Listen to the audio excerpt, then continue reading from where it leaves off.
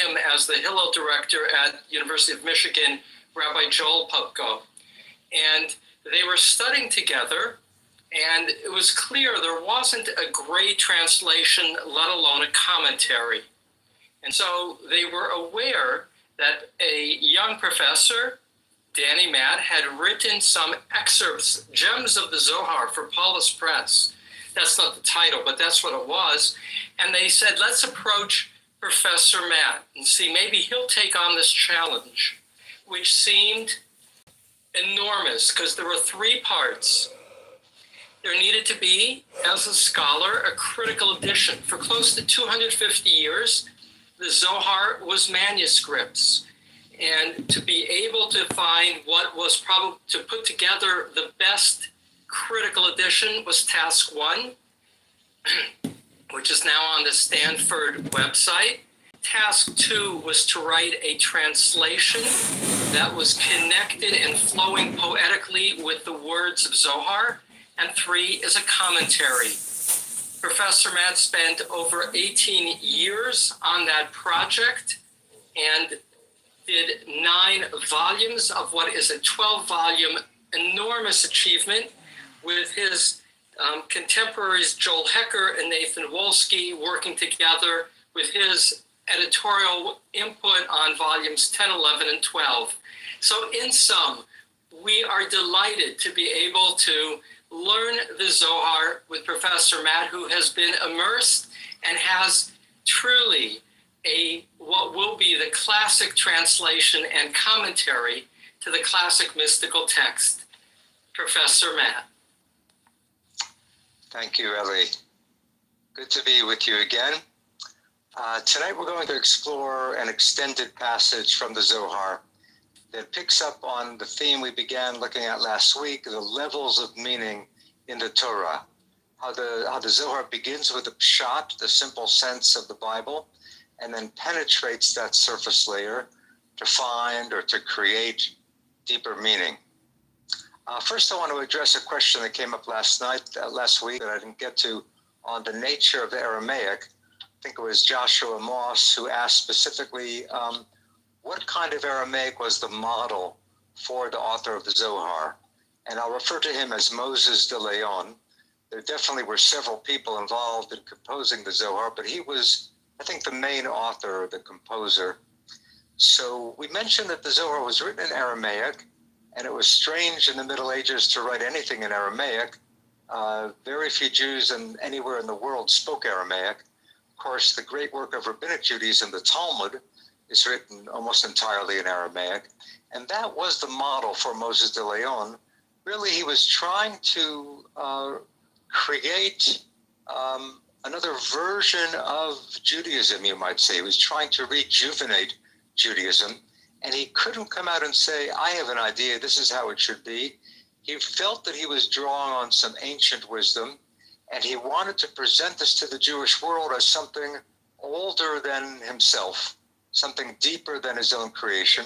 So he wrote it in Aramaic, I think, for two reasons. One, to make it difficult, because these were challenging mystical ideas, seeing God as male and female, saying that we can affect God, radical theological innovations. So he didn't want to make it too easy for readers. There's a struggle as you study Zohar. You're struggling with the text, and you're struggling with your own preconceptions and your own mental apparatus that happens in any mystical text that one encounters. So the book is written in Aramaic partly to make it difficult, to make it a challenge, to make it something more mysterious, but also to make it look ancient, to present the Zohar not as his newfangled invention, but as ancient wisdom. It's written in Aramaic to make it look as old as the Talmud, to make it appear like an ancient midrash.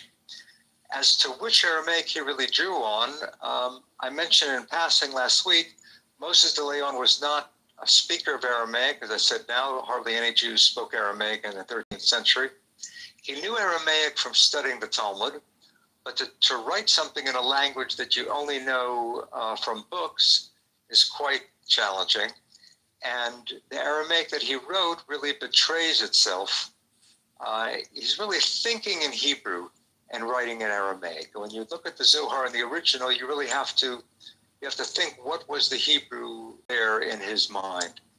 We'll see some examples tonight and next week about the specific Aramaic that he used, but basically the Aramaic of the Zohar does not fit exactly any earlier form. It draws largely from the Babylonian Talmud. It also relies on the Aramaic from the Targum, the traditional Aramaic translation of the Torah. I'd like to tell you something that when I was a graduate student at Brandeis, there was a very fine scholar of Aramaic who was visiting teacher from Jerusalem, and he didn't specialize in Zohar at all. His specialty was earlier ancient forms of Aramaic, but I asked him once if I could do a readings course with him in the Aramaic of the Zohar. And I knew that wasn't his specialty, but I wanted to see how he, as an Aramaic scholar, would analyze the unique Aramaic of the Zohar. And I'll never forget, he said to me in response, "I don't deal in corrupt Aramaic." That was his answer. To him, the Aramaic of the Zohar was not any pure form. It didn't come from Bible or from Rabbinic Aramaic or from Palestinian or Babylonian Aramaic. It's its own unique amalgam, and he didn't want to get near it. Years later, I came to realize that I think he was really telling me that he wasn't comfortable with the Aramaic of the Zohar, because it is a bizarre kind of Aramaic. Let's look now at the passage we're going to focus on. I'm going to bring it up here on the screen. Some of you may have printed it out. If you did print it out, it's in the PDF beginning on page 4. Last week we looked at the Sfirot and a couple short passages from the Zohar. But this passage is from the Zohar's commentary on Torah portion Mishpatim. You see here it says Parashat Mishpatim, Torah portion Mishpatim, which comes around the middle of the book of Exodus, right after the giving of the Torah on Mount Sinai. And this particular section, it's one of the most famous narratives in the Zohar. It's called Sava de Mishpatim. Sava is like the word Saba, grandfather. So it's grandfather of Mishpatim, or the old man of Torah portion Mishpatim. And it's about an old man that the rabbis meet. One night, Rabbi Chia and Rabbi Yosei encountered each other at the Tower of Tyre. This is the city in Lebanon, so a little bit north of the border between modern Israel and Lebanon. In those days, things were a little more peaceful, and you could actually travel from the Galilee into Lebanon easily. These rabbis meet one night at an inn in Lebanon. They lodge there, delighting in each other. Rabbi Yossi said, "How happy I am to see the face of Shekhinah."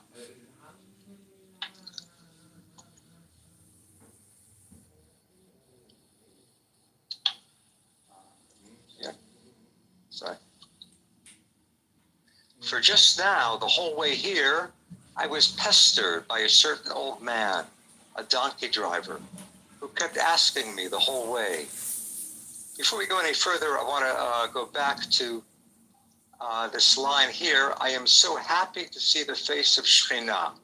It's a pretty strange statement. One rabbi sees his colleague, Rabbi Yossi sees Rabbi Chia, and instead of saying, "I'm so happy to see you," he says, "How happy I am to see the face of Shekhinah." We explored Shekhinah a little bit last week. That is the divine presence. In the Kabbalah, she is specifically the feminine quality of God, the feminine half of God.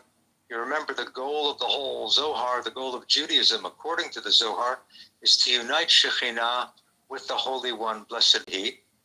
So here, Rabbi Yossi says, "I'm glad to see the face of Shekhinah." Why does he say that? Let's look down at the note. I'll give you an example of how my commentary at the bottom of a page, how it tries to unpack the text. "How happy I am to see the face of Shekhinah."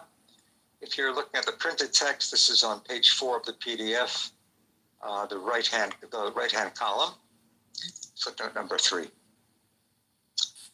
"How happy I am to see the face of Shekhinah." According to rabbinic tradition, whoever welcomes, or literally receives, the face of the wise, if you welcome someone who is wise, it's considered as if you've welcomed the divine presence. You might say this is a way to promote respect for teachers or for the wise. But let's understand it more broadly. If you welcome a wise person, you are somehow connecting with the divine spark in that person. It's as if you've welcomed God. Look how other texts put it. I'm continuing here in the note. Rabbi Shmuel said in the name of Rabbi Zera, whoever receives the face of his teacher is considered as if he receives the face of Shekhinah. One who receives the face of his friend, if you welcome your friend, it's as if you've welcomed Shekhinah. This really, you could say, is the root of Martin Buber's philosophy, I am thou. Buber really felt that if you genuinely welcome, if you genuinely encounter another human being, you can feel the divine presence, the spark of God within everyone. And the rabbis are saying something similar. If you welcome your friend, it's as if you've welcomed the divine. What the Zohar does is to take out the word as if. Here the rabbi doesn't say, I'm so glad to see you, it's as if I've seen Shekhinah. Here it's more shorthand. I'm so glad to see you, I'm so glad to see Shekhinah. That's really what he says, how happy I am to see the face of Shekhinah. Now, why is he so happy to see his fellow traveler, his companion, his Kabbalistic comrade? Because he was pestered on the whole journey by a donkey driver. And this donkey driver asked ridiculous questions, and now we hear these questions. Let me warn you, these questions are meant to be confusing. They're meant to perplex us and almost frustrate us. Eventually, the Zohar does interpret some of them, and we'll see an interpretation of one of them, but just be prepared for intentional poetic confusion. This is what the donkey driver asked. Who is a serpent that flies in the air, moving in separation, while an ant lies comfortably between its teeth? Beginning in union, it ends in separation. Who is an eagle that nests in a tree that never was? Its young plundered, though not created creatures. Ascending they descend, descending they ascend. Two who are one and one who is three. Who is a beautiful maiden without eyes, her body hidden and revealed? She emerges in the morning and is concealed by day, adorning herself with adornments that are not.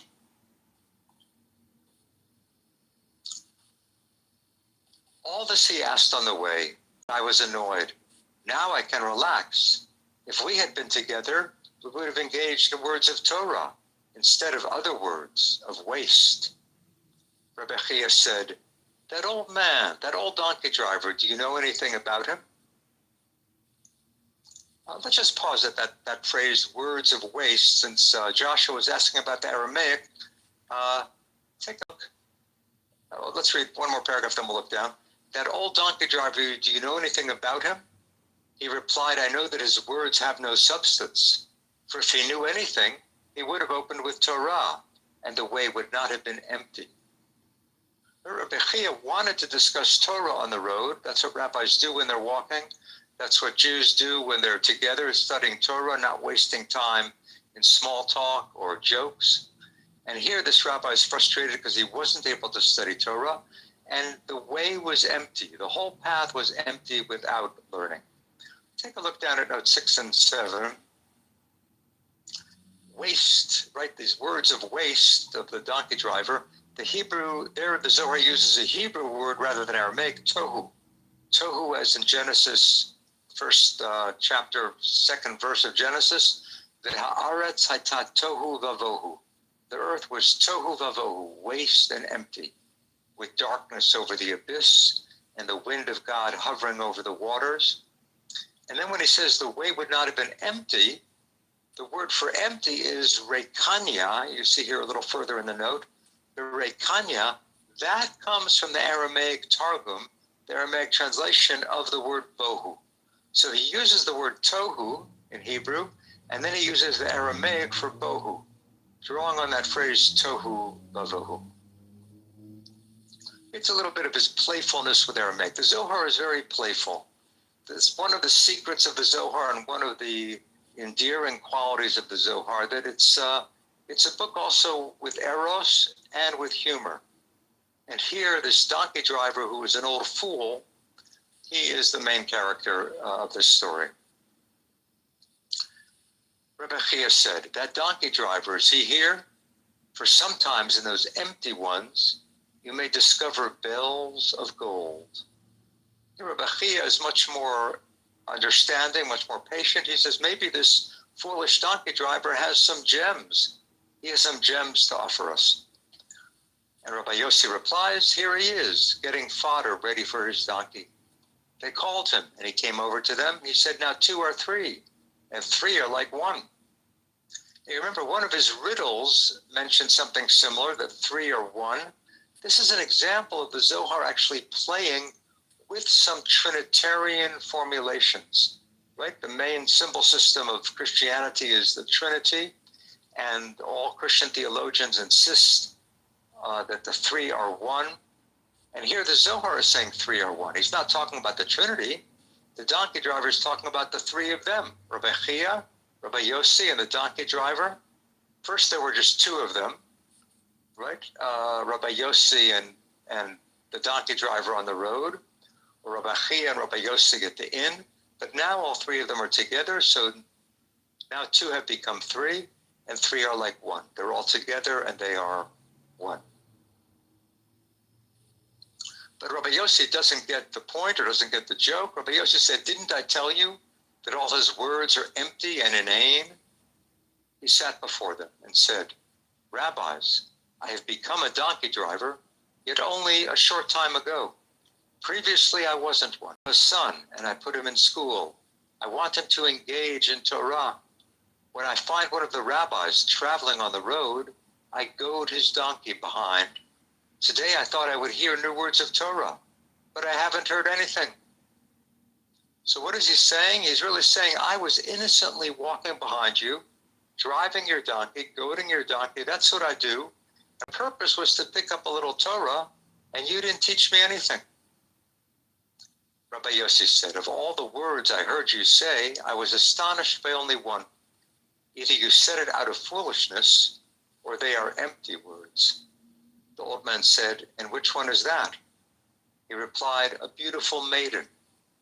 That was the part of his riddle, the one of his riddles that talked about a beautiful maiden hidden and concealed. So that part of the donkey driver's riddles, that's really what Rabbi Yossi wants him to explain, especially. The old man opened. Yud-Heh-Vav-Heh is with me. I do not fear. What can a human do to me? Yud-Heh-Vav-Heh is with me, helping me. It is better to take refuge in Yud-Heh-Vav-Heh than to trust in a human. How fine, lovely, precious, and sublime are words of Torah. Yet should I speak in the presence of those from whose mouths until now I haven't heard a single word? But I should speak. For there is no shame at all in uttering words of Torah in the presence of anyone. Okay, look what he's saying here. He begins by quoting from Psalms. Why does he quote this? Because he wants divine protection. He's about to reveal the secrets of Torah, the secrets of Kabbalah. That's seen as something very precious, but also potentially dangerous. So he's taking refuge in God. He's trusting in God's protection as he reveals these secrets. And then he says the words of Torah, and by words of Torah he means even deeper mystical interpretations of Torah. The mystical meaning of Torah, how can I say these words from you, in front of you, he's saying to the rabbis, I haven't heard anything from you yet. In other words, I don't know if you're worthy. I don't know if you're qualified to hear these words. Now this is a little shocking. He's speaking to 2 of the disciples of Rabbi Shimon. He's speaking to 2 rabbis of the Zohar, 2 Kabbalists, but he's not sure that they are worthy of hearing the wisdom he wants to convey. But he overcomes his hesitation. But I should speak, for there is no shame at all in uttering words of Torah in presence of anyone, even in the presence of you unproven rabbis. A little bit of a dig there at the rabbis, you might say, and there is something of a critique of the rabbinate in the Zohar. The official leaders of the community, the wealthy in the community, do not necessarily have the integrity or the wisdom that's required. Moving to the next page in the PDF, but it actually skips about 28 pages in the Zohar. I've left out some very dense material, and we're moving on to a passage that we're going to explore now as part of this narrative. So it's on the next page of the PDF. I think we're now on page 8 of the PDF, and you have it in front of you here on the screen. Excuse me.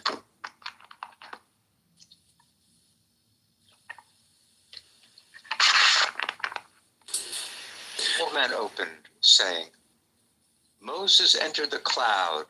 Moses entered within the cloud and went up the mountain. Okay, going back to Mount Sinai. This verse is actually from the Torah portion of Mishpatim, part of the account of the revelation at Sinai. What is this cloud? Well, the same of which is written, my bow I have set in the cloud. That, of course, goes back to Noah. Genesis chapter 9, the aftermath of the flood.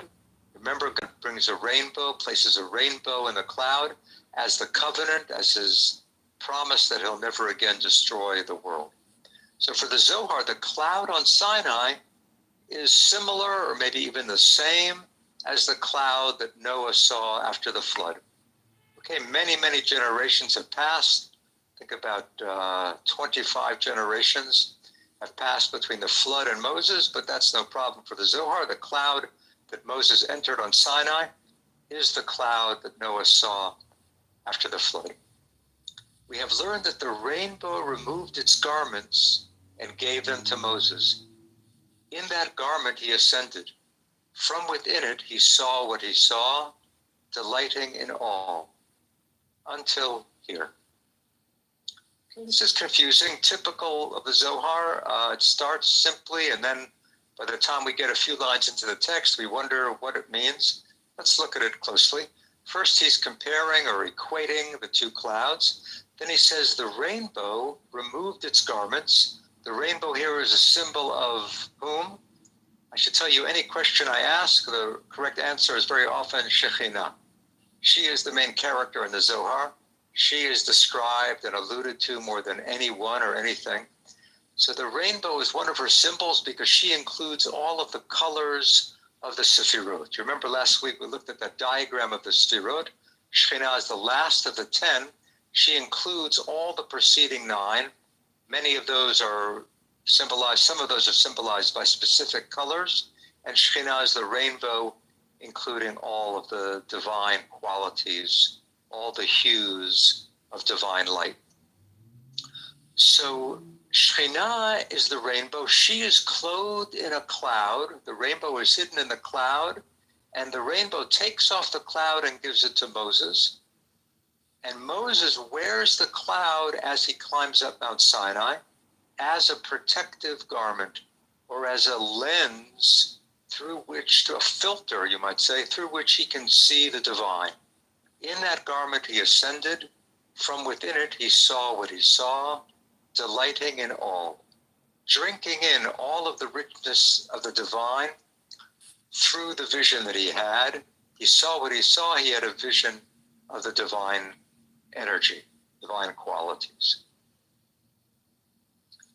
Let's take a look at the note, just so you'll see what's going on here with the notes. This is the bottom left of that page that we're on, page 8 of the PDF, note number 93. Moses entered within the cloud. The old man equates this cloud at Sinai with an earlier cloud from the days of Noah. After the flood, God displayed a rainbow in the clouds as a sign of the covenant, guaranteeing that life would never again be annihilated. In Exodus, the cloud signifies the divine presence. Here it enwraps Shekhinah, who is herself symbolized by the rainbow. You can read the rest of the quote later. We're going to go on now with the text. So the old man has delivered this message. As I said, he delivered many pages of Kabbalistic wisdom, but this is the final thing that he says before the companions respond. And what do? The companions means the two rabbis, Rabbi Chia and Rabbi Yossi. The companions came and fell down before him. And weeping, they said, "If we have come into the world just to hear these words from your mouth, it is enough for us." It's a beautiful line that appears a number of times in the Talmud. The Zohar takes it over and repeats it more often. What are the rabbis saying? If we came to the world just to learn this insight that you gave us, just to hear these teachings you've been delivering, then our life has been worthwhile. It is enough for us. The Aramaic there is dailan, like dayenu. On Passover we say dayenu. Right, a few months ago on Pesach we said, it is enough for us if you brought us out from Egypt, if you brought us across the Red Sea, if you gave us the Torah, dayenu. It would be enough. This is similar, dailan. It is enough for us. Maybe enough for them, but it's not enough for the old man. And he goes on immediately. The old man said, "If another woman he takes for him." Here he's quoting another verse from the Torah portion. We're not going to look at this verse because it takes him quite a while to get to it. It's one of the verses about the laws of slavery. You can look it up if you want, but we're going to continue immediately with the old man's main teaching. Companions, not for this alone did I begin to speak. For an old man like me doesn't rattle or call with just a single word. Inhabitants of the world are so confused in their minds. They do not see the path of truth in Torah. Torah calls to them every day, cooing, if they do not want to turn their heads. Although I said that a word of Torah emerges from her sheath, is seen for a moment, then quickly hides away, certainly so. But when she reveals herself from her sheath and quickly hides, she does so only for those who know her and recognize her. So he's saying that Torah peeks out for a moment and reveals something deeper, deeper than the pshat, deeper than the literal meaning, but then Torah is hidden away, and only those who are devoted to her pick up the hint. And now he tells a parable to explain. This may be compared to a beloved maiden, beautiful in form and appearance, concealed secretly in her palace. She has a single lover unknown to anyone, except to her, concealedly. Out of the love that he feels for her, this lover passes by her gate constantly, lifting his eyes to every side. Knowing that her lover is constantly circling her gate, what does she do? She opens a little window in that secret palace where she is, reveals her face to her lover, and quickly withdraws, concealing herself. None of those near the lover sees or notices, only the lover, and his inner being and heart and soul follow her. He knows that out of love for him, she revealed herself for a moment to arouse him. A beautiful, dramatic, romantic tale. It sounds like something out of the tales of King Arthur, a tale of the knights in the age of chivalry, right? This knight is totally devoted to the princess, and the princess peeks out from her castle, from her palace for a moment. The knight, the devoted knight who's circling the palace, catches a glimpse of her, and for a moment, that's enough. So what does that have to do with the study of Torah? You would think this is a totally different world, totally different domain. But for the Zohar, this story helps us understand the process of study. As the old man continues, so it is with the word of Torah. She reveals herself only to her lover. Torah knows that one who is wise of heart circles her gate every day. What does she do? She reveals her face to him from the palace and beckons him with a hint, then swiftly withdraws to her place, hiding away. None of those there knows or notices, he alone does, and his inner being and heart and soul follow her. Thus Torah reveals and conceals herself, approaching her lover lovingly to arouse love with him. Come and see. This is the way of Torah. At first, when she begins to reveal herself to a person, she beckons him momentarily with a hint. If he perceives, good. If not, she sends for him, calling him simple. Tell that simple one to come closer so I can talk with him. As is written, whoever is simple, let him turn here, he who lacks understanding. As he approaches, she begins to speak with him from behind a curtain she has drawn, words suitable for him, until he reflects little by little. This is Drasha. So let's pause here for a moment. Until now, the Zohar has just been showing what's on the surface, you might say. The Zohar said a hint, but we assume this is the simple meaning, the literal meaning that you would start with when you open up a book, when you open up the Bible. But she, in that sense, she was hidden. She was still behind the wall of the palace. Now she reveals something more. Now she's no longer hidden by a stone wall. Now there's just a curtain dividing her from the devoted student, dividing her from the lover. And this level of Torah is called Drasha. That's the Aramaic for Midrash. Midrash is how the rabbis begin to expand the meaning of Torah, moving from the literal to the Midrash, trying to interpret the Torah, trying to apply it to contemporary life. That process of Midrash is revealing more of the potential within Torah. So the donkey driver compares it to the princess speaking from behind a curtain. Then she converses with him from behind a delicate sheet, words of riddle. This is Haggadah. Now a deeper level. It's not a curtain dividing Torah from her lover. It's only a thin veil, a delicate sheet.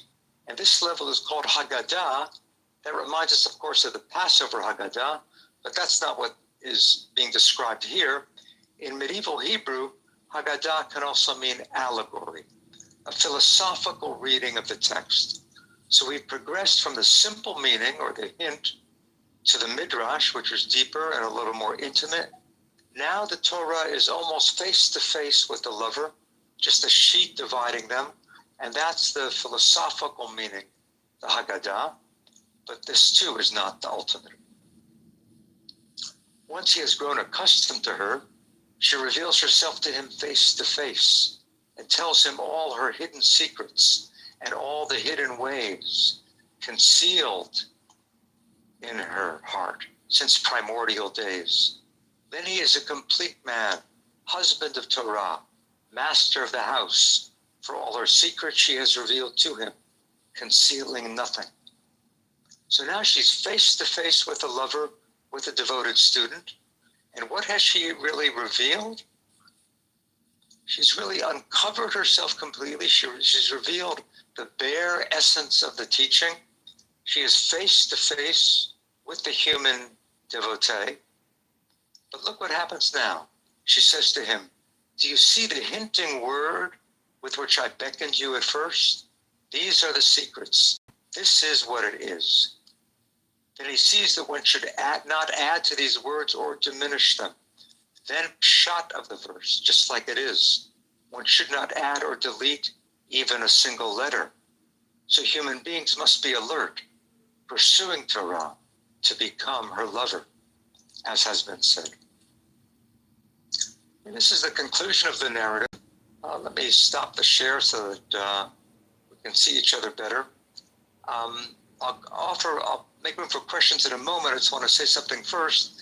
Usually the progression, when we talk about levels of meaning in Torah, is from the pshat, from the literal, from the simple, then going deeper into midrash, the rabbinic commentaries, then perhaps a philosophical layer, and finally the mystical. So it would be pshat, and then midrash, then philosophy, and then the mystical meaning. But in this passage, we have a progression from the hint on the page to midrash, to philosophy, to mystical. But notice where the Zohar ended. The final word that he used was not mystery or secret, sod, raza. It was rather pshat, the simple. So the Zohar ends with the simple meaning. You would imagine the Zohar would start with a simple meaning, and in a sense, the Zohar is always starting with a pshat.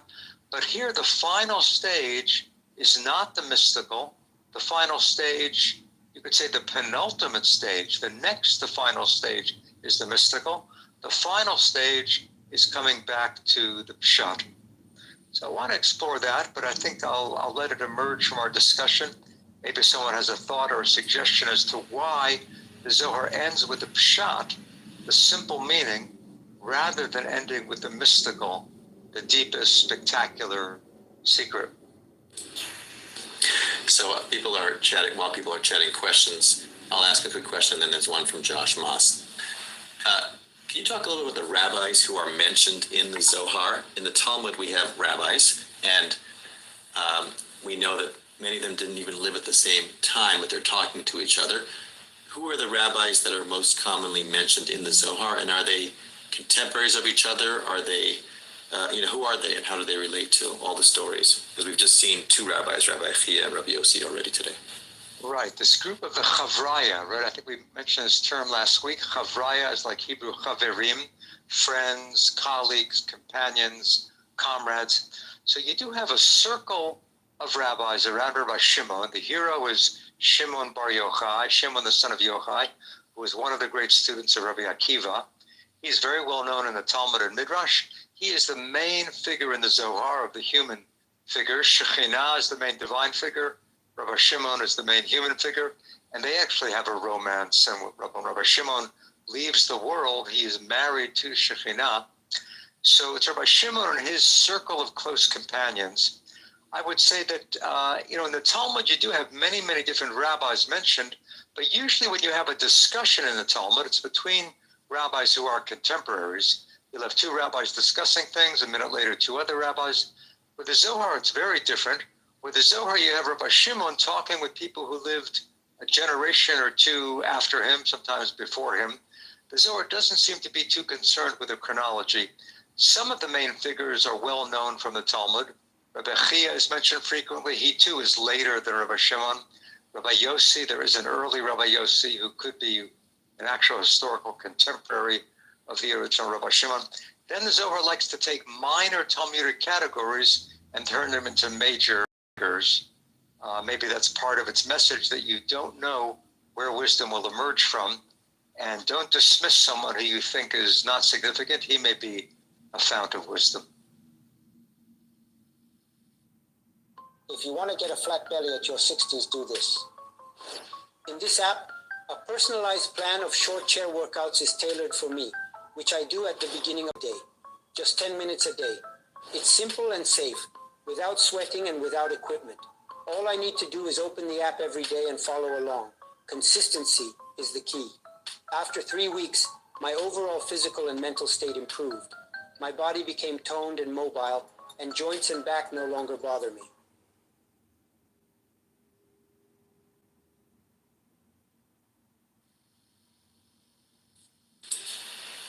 Josh Moss's question is, how did the sages like Moshe de Leon come by their erotic, romantic imagery?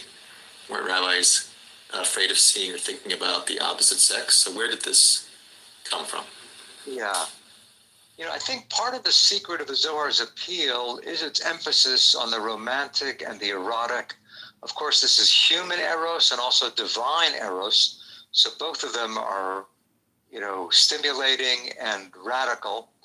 This is another reason why the Zohar is hiding its teachings, right? Writing it in Aramaic, writing in a cryptic style. You notice that he created there that parable of the knight circling the castle. So he's aware that his audience knows this type of literature from the general culture, from the Christian culture. It's almost as if he's offering a Jewish Aramaic equivalent to what they might find in tales of chivalry, although the common person could not make sense of the Zohar. I think the erotic is important to appreciate here. It's part of the secret of the Zohar's success. It's part of the radical nature of the Kabbalah. In some ways, it's a reaction against Maimonides, right? Maimonides wants to remove the physical descriptions of God as much as possible. And the Zohar agrees that ultimately God is beyond anything we can touch or feel or describe. Ultimately, God is Ein Sof, the infinite. But when you come to the Sefirot, there we're talking about the limbs of God and the body of God. So it's really like Moses de Leon is saying, ultimately Maimonides is correct, but that kind of abstract philosophical God just isn't alive enough, isn't attainable, isn't accessible. You can't have a relationship with the infinite. So the Zohar is trying to overcome the dry, sterile divinity being described. Divinity, I shouldn't say sterile, but divinity has become too abstract. and too removed from the world. For the Zohar, the way we act affects God, and it's up to us to make God whole, to make God one. So the Zohar describes that mythically as a sexual union within God. It's important not to take that literally, but on the other hand, much of the Zohar revels in that lyrical and erotic description. Who is the old man, and does the old man appear in other parts of the Zohar? Yeah, an old man is really an archetype of wisdom, right? Carl Jung has written about this, and many other people too. If you find an old man in a story, he's very often the wise figure. And this old man, described as a donkey driver, right, almost mocked and ridiculed literally at the beginning. He eventually gives his name as Yeva Sava, old man Yeva. In some ways, he seems to remind us of Elijah. Elijah the prophet is described as appearing to the rabbis often in the guise of an old man. And Moses de Leon probably has that in mind too. So he is identified with a specific name, and that name Yeva is an example of someone who's a minor character in the Talmud and now becomes a major figure in the Zohar. So we have two notes. You had asked a question about the cycle that we discussed, going back to the Pshat after the layers, and Geraldine Rogan says maybe it ends with Pshat because it's all contained therein, the purity of the simple. And adding to what Geraldine says, you have to go through layers to really understand the simple. Christine Tex here says, ending with Pshat, the simple brings us back to the beginning, as if in the completion of a circle, an infinite circle of meaning beyond comprehension. Maybe like the infinity sign. Yeah, both of those are beautiful. And I'm noticing some of the chats, and I hope to respond to a number of them, at least briefly. We do have more time tonight, and we finished the long passage I wanted to get through, and it's wonderful to explore what comes to you, what comes up in your mind. On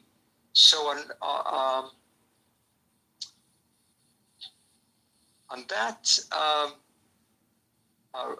what was the question exactly? Remind me again. You had asked a question. Why? Yes, no, I have it. I have it. The Pshat, the simple.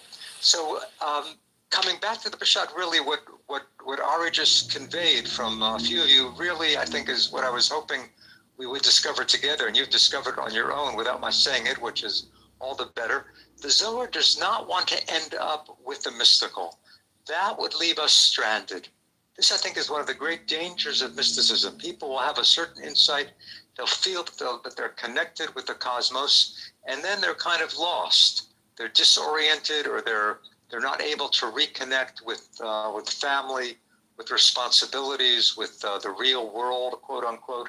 So the Zohar is very aware of that danger in the spiritual search. The Zohar does not want the mystical to be the ultimate. What is the ultimate? Reconnecting it with life here and now. Taking whatever insight you've had, taking whatever ultimate truth you've discovered and trying it out, seeing if it works, discussing it with other people, coming back to a more grounded existence. And yet that simple level that you return to is now no longer so simple because, as someone else said, it's filled with meaning. All of those layers of meaning, the midrash, the philosophy, the mystical, now they appear as aspects of the word on the page. So it's a beautiful educational technique that the Zohar has to progress, to go deeper and deeper and deeper, but never to abandon the simple meaning, to try to fill that meaning now with other possibilities. Let me touch on two chats that I noticed. One was on Shir HaShirim, the Song of Songs. I think someone said, isn't that, what could be more erotic than the Song of Songs? The Zohar, I think, is challenged by the Song of Songs, is very attracted by the Song of Songs. It's one of the books that's quoted most often. So what's the difference between the Song of Songs and the Zohar? I mean, there are many differences, but one difference is that the Song of Songs is describing the love between a shepherd and a shepherdess. And then the rabbis say this also symbolizes the love between God and Israel. So the Zohar adopts those levels of meaning, but for the Zohar, there's a new layer of meaning in the Song of Songs. The Song of Songs is also describing the romance between the divine couple, between Shekhinah and the Holy One, blessed be He. One of the verses in the Song of Songs, Simolo tachat l'roshi, v'yamino techabekeni. His left hand is beneath my head. With his right hand, he embraces me. For the Zohar, Shekhinah is saying that to her partner, to the Holy One, blessed be He. And the Holy One, blessed be He, his right hand is one of the Sfirot. His left hand is another of the Sfirot. The divine is embracing itself.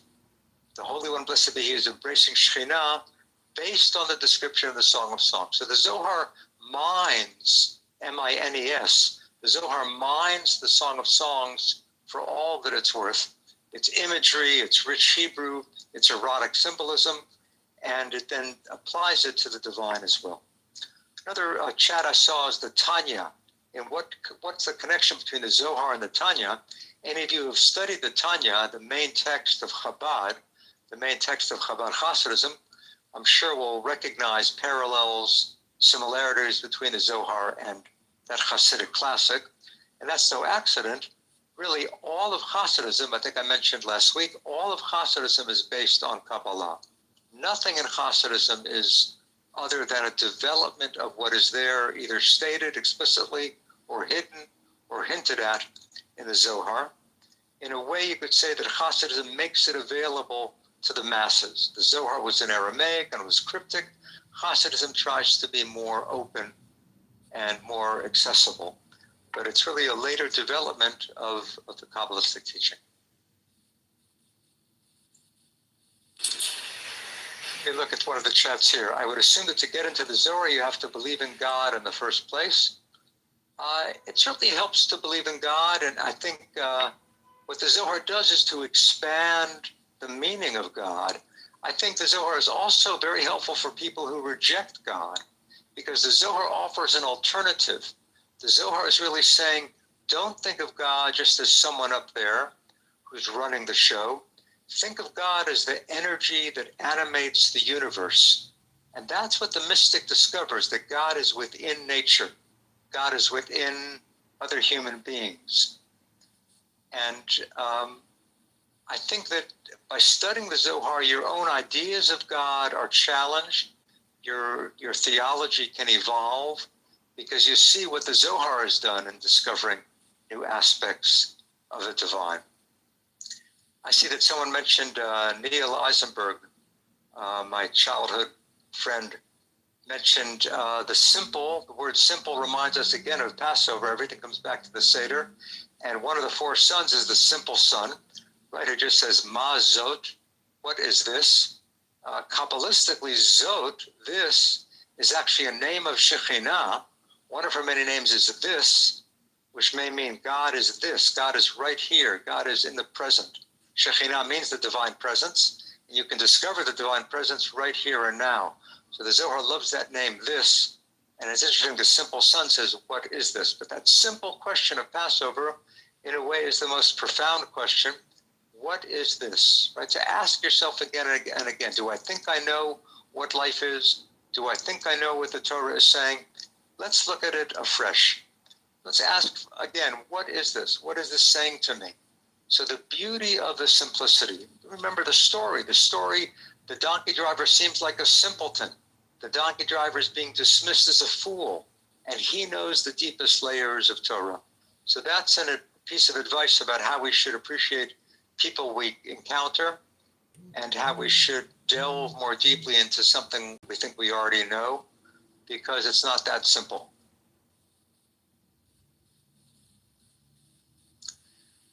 Is the Zohar in any way the basis for Reconstructionism, God and the goodness of people in nature?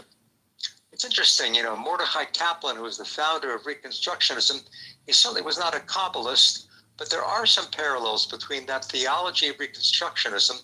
How does Reconstructionism view God? They really see God as a process that makes for salvation. God is not a personality. God is not someone up there running the show, as I said. God is a process that makes for salvation that does resemble certain parts of the Zohar's theology. God is a flow of energy. God animates the world. Of course, there is a lot of personality of God in the Zohar that Mordechai Kaplan would be very uncomfortable with. But notice the community of Israel. That's so central for Kaplan and Reconstructionism. And Shekhinah, one of her names, is Knesset Israel, the community of Israel. Did the Jewish Enlightenment knowingly reject the Zohar? Did Moses Mendelssohn talk about the Zohar? Yeah, it's a good question. So the Kabbalah is gradually spreading to wider circles, partly because of the expulsion of the Jews from Spain. The Zohar, you remember, was composed in Spain in the 13th century. So 250 years later, when the Jews were expelled from Spain in 1492, that was a great disaster, a great tragedy. And yet the silver lining in that dark cloud was that because of the expulsion of the Jews from Spain, Kabbalah spread throughout the Jewish world.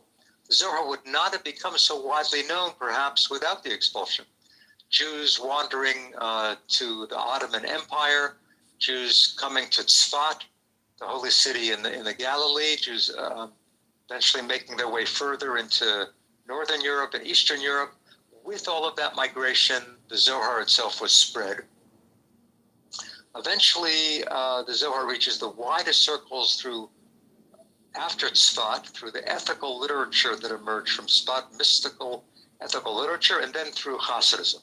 So Hasidism spreads Kabbalah widely, but the Enlightenment, remember Hasidism is based in Eastern Europe, the Enlightenment in Western Europe wants to present a different kind of Judaism, wants to develop a different kind of Judaism in which superstition will be rejected, in which Jews will appreciate rationalism. Really what the Enlightenment is trying to do is to make a political statement and a social statement. It wants Jews to be accepted as members of the European community. And in order to make itself presentable to the Western world, the Enlightenment really rejected anything that seemed irrational, magical, superstitious. So that involved various elements in rabbinic Judaism, but especially Kabbalistic teaching. It wanted to do away entirely with ideas like reincarnation of the soul, or speaking about dibbuks or ghosts or hidden spirits. It tried to repackage Judaism, to reinvent Judaism as a purely rational doctrine, emphasizing Maimonides and rejecting the mystical. So there was a lot of tension between the Enlightenment, with a capital E, and the book of mystical enlightenment, the Zohar. Despite that, there was some attraction to certain mystical ideas, and eventually there were people who combined the approach of the Haskalah with the approach of the mystical stream. Martin Buber is one example of that. Any other questions? Or from people who haven't had a chance to say anything yet, please don't feel embarrassed to ask what you think might be very simple. Sometimes the simplest is the most profound, as we saw.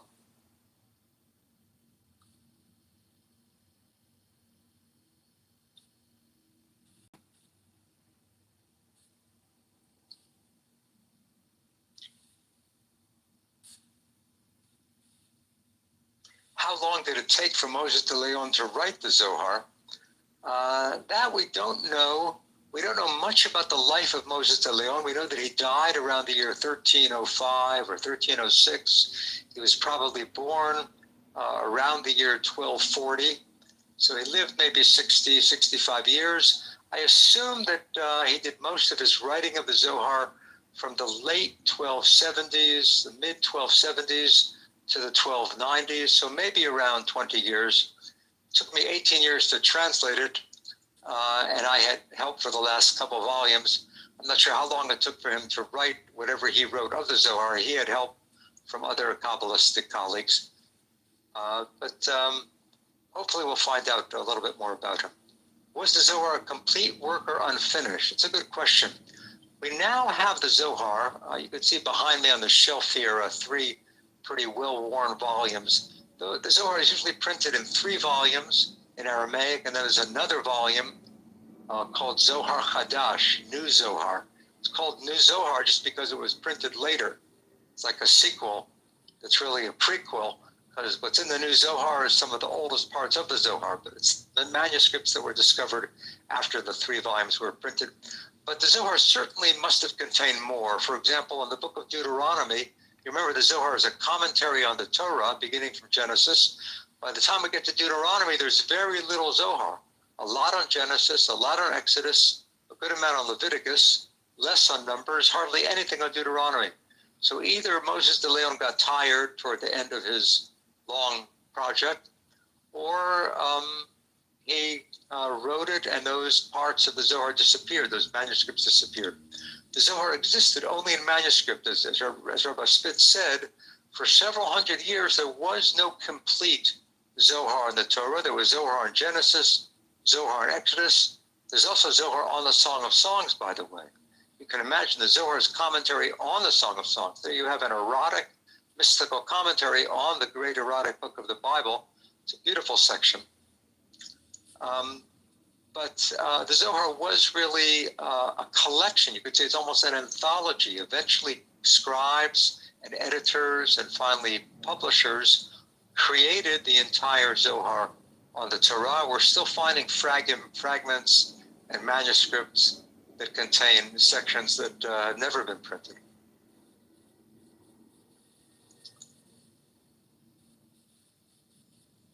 See here, there are many chats, and I'll look at a couple of them here.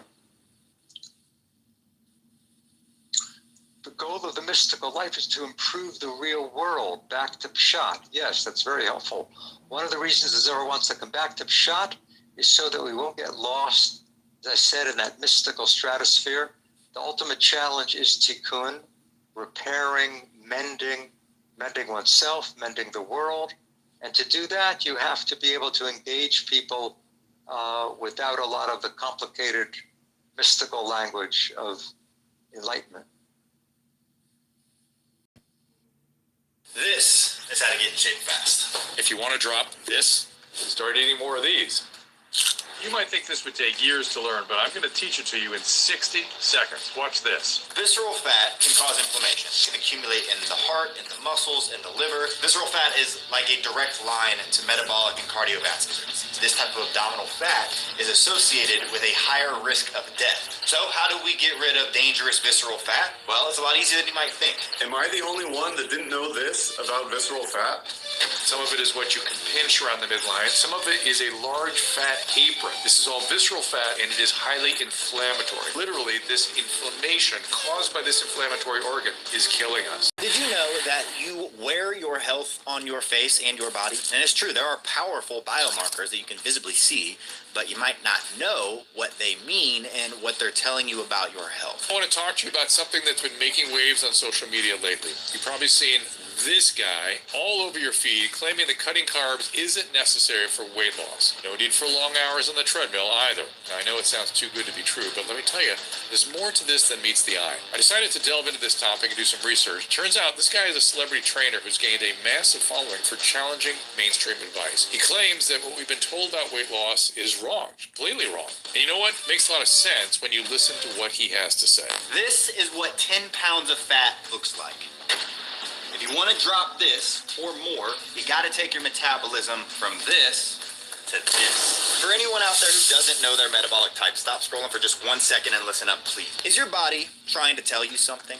The darkness of your outer eye ring, the pinkness of your fingernails, spider veins, veins on your eyelids, your posture, your waist size, your face shape, the list goes on and on. And what impacts these biological markers the most comes down to 2 words: visceral fat. What is visceral fat? It's been referred to as invisible obesity or radioactive fat because it's the hidden fat, the fat behind your abdomen and the fat that's around your organs and the fat that's toxic to every part of your body, basically erasing your vitality and stealing your strength. And I've been in the fitness industry a long time, and I'm still hearing from people about how they want to get in shape or they want to feel young again, but they don't know what to do. Well, it starts with getting rid of visceral fat, and the number one way to do that is through what you eat and how you move. And everyone knows that food choice can help you lose weight, but it can also radically change how you look and feel and perform. The food that you eat directly impacts what kind of fat your body stores and where it stores it. A little bit of that comes down to genetics, but it's also what you eat. Do you know what can happen if you optimize your diet? 2 days ago, I was the lightest I'd been since I was about 23. Wow. I've never really experienced that with other diets. I've really not. I thought I was getting there with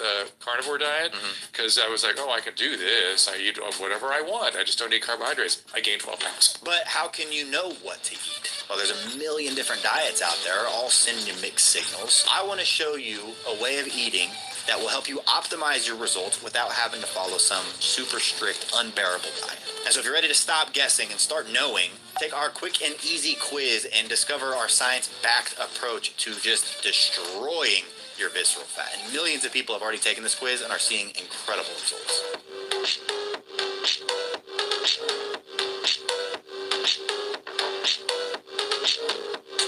So this is our body type quiz. It's a free quiz. It's 6 different questions, super easy. Takes like literally 20 seconds. You can do it right now. And then at the end of it, it tells you what your body type is, but it also tells you the 3 most important things to do based on what your body type is, and it's completely free. And we won't ask for your email or anything like that. So if you guys want to check it out, click that link below, take a free body type quiz and get your personalized plan right now. Do it. Just get started now. Don't wait. Not tomorrow. Now.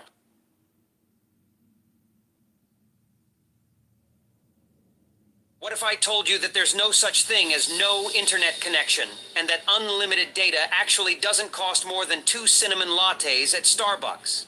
Imagine having instant, high-speed internet access anywhere in the world without the hassle of expensive contracts or hidden fees. A visionary telecommunications engineer has made this dream a reality with a groundbreaking device that has major corporations scrambling to shut it down. Meet the portable Wi-Fi hotspot that's set to redefine your online experience. Offering unparalleled coverage far beyond what traditional providers can deliver, this device ensures you stay connected anywhere with ease. Its robust battery life keeps you online for up to 8 hours, free from the constraints of binding contracts or surprise charges. No wonder corporations despise this invention. Powered by cutting-edge chip technology, this device delivers a strong, reliable Wi-Fi connection for up to 10 devices simultaneously, whether you're relaxing at home or adventuring in a camper van by those sunny beaches. Once activated, enjoy seamless internet access in over 110 countries. No contract traps, no hidden fees, no data usage charges. In the age of inflation, this is how you save money. The invention of this device single-handedly threatens to destroy the entire industry of traditional internet providers that profit from charging you with hidden roaming fees.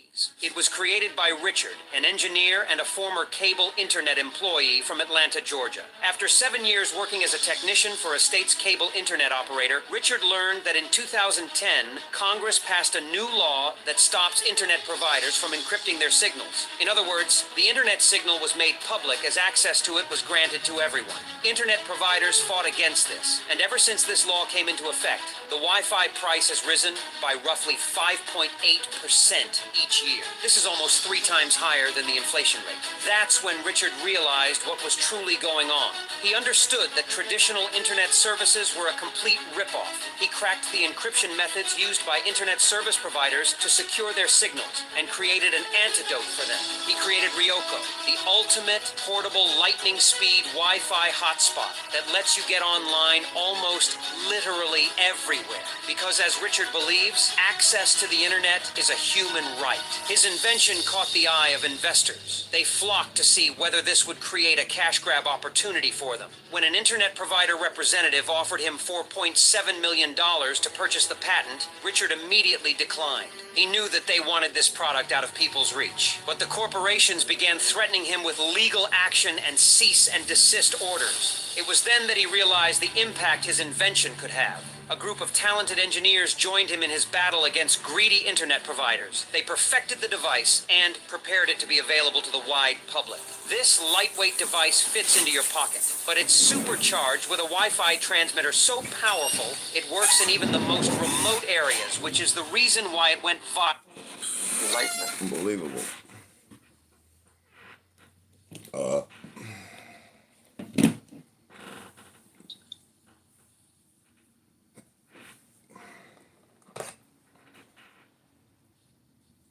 Is the Zohar thought to be divinely inspired? Certainly the Kabbalah would see it as part of the giving of the Torah, right? There's the written Torah and the oral Torah. The Zohar is appreciated as part of the oral Torah, the Midrash, rabbinic commentary, medieval thoughts, medieval speculations. The Zohar, the Kabbalah, is part of that rich stream of oral Torah. It's seen to be inspired. Of course, traditionally it's attributed to Rabbi Shimon, not to Moses de Leon. As I mentioned last week, if you met a Hasid, if you met any Kabbalist and you asked when was the Zohar written, they would not say, they would reject the idea that it was written in Spain in the 13th century. They would insist that it was written 1,000 years earlier in the land of Israel in the circle of Rabbi Shimon. So they believe that he wrote it perhaps while he was hiding out from the Romans in a cave. According to one tradition, Elijah came to him and to his son and taught them Torah every day, and that's the origin.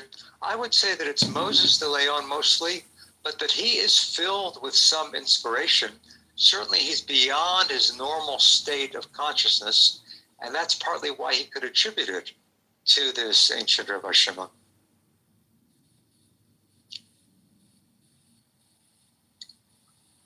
Okay, we are really close to finishing. If there's anyone else who has a question, or if Ari or Ellie does, please do. But let me just say that we're going to have our third session of Gems of Zohar a week from tonight. If any of you want to continue with me, I teach a weekly online Zohar course called Zohar Zoom, and Ari will send out a description of that to you. We're beginning a series now, but another series will begin in mid or late August. And anyone who'd like can find information on that. How does that class differ from Gems of the Zohar? Is it like, are you working through parts of the Zohar in order? Yeah, we're actually going through the Zohar from the beginning. We began about 1.5 years ago with the first pages of the Zohar. Now, after 1.5 years, we're almost done with volume 1 of the Zohar Pritzker edition. We do, I think, about as much as we covered tonight, about four or five pages. It's not radically different. It's not that different than what we're doing here. I do occasionally refer to the original Hebrew or Aramaic. There are a good number of rabbis in the course. I think currently there are about 150 people, about 40 rabbis. I would say maybe 40 rabbis, 40 people who have very little background, and most people in the middle who know some Hebrew, who have studied some Jewish texts, but have never delved into Zohar. I teach it for people who have never studied Zohar before. I don't assume any prior knowledge of Zohar or even of Talmud, at least a little bit of Torah, but no, I don't assume any knowledge of Hebrew or Aramaic.